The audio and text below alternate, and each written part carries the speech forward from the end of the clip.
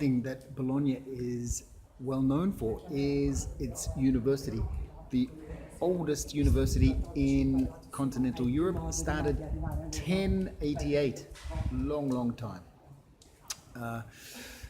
Which brings me to an interesting point about educational tourism. So many people would argue that educational tourism would be one of the most sustainable types of tourism around, given that people are coming to the destination to be educated, to learn. They will interact with the local fellow students. But educational tourism can include things like field trips as well as exchange programs.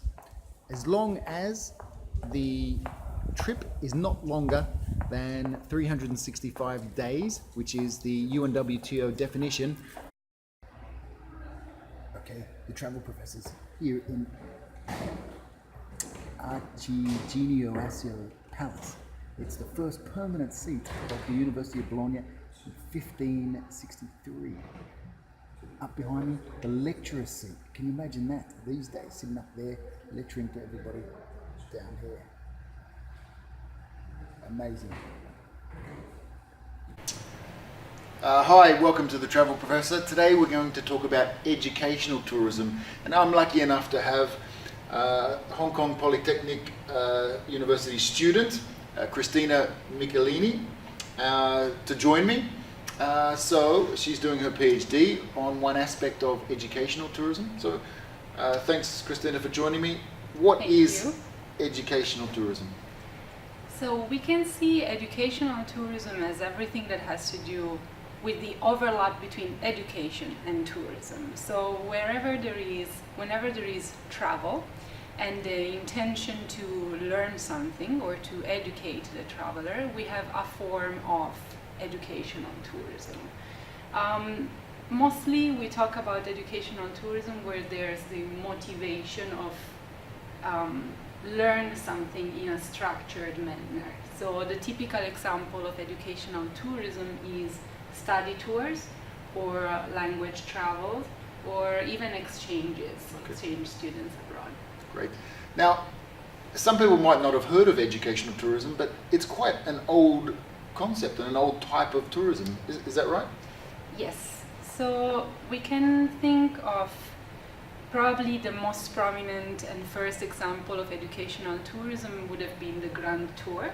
So back in the 1800s, it was a type of travel that was undertaken especially from particularly wealthy individuals, and they would set off to travel for several months with the intention to go and visit the sites of particularly Greek and Roman civilization, with the purpose to educate themselves about history, but also about societies and other noble and wealthy families across Europe. Great. So quite old. Yeah. Now, tell me a little bit about, you're focused on exchange students coming to Hong Kong. So just give me a little summary of the research that you've been doing in this area, please. Yes.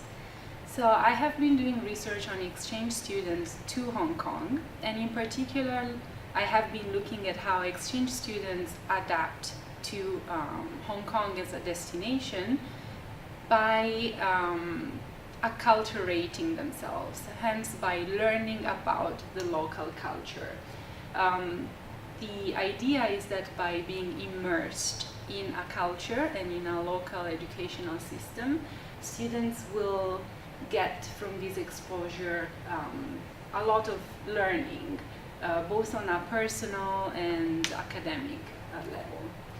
So I look at how this process evolves and how their understanding about Hong Kong as a place and as a destination changes as they adjust to Hong Kong. Okay, and you were telling me earlier that it depends to some extent on their background, maybe their personal background and their nationality or ethnic background. So just a few little key results that you can share with us about what you found? Yeah, of course. So the different background can mean several things. Probably the most important aspect of this learning process is the cultural distance from the culture of origin and the host culture, in this case the Hong Kong culture. So we see that exchange students usually that come from a bigger cultural distance have to learn more and might struggle more to adapt to the destination. Whether the outcome is positive or negative and whether they do that successfully or not depends also on many other factors, such as their psychological propensity, their social support network, and also the interaction that they had with either host, locals, other international students, and co-national students. Okay, yeah, very interesting. All right. All right. So thank you for coming and speaking to the travel professor. You're welcome. Educational tourism, for me, it was very educational talking to you. So thank you, Cristina. Thanks for inviting me. All right.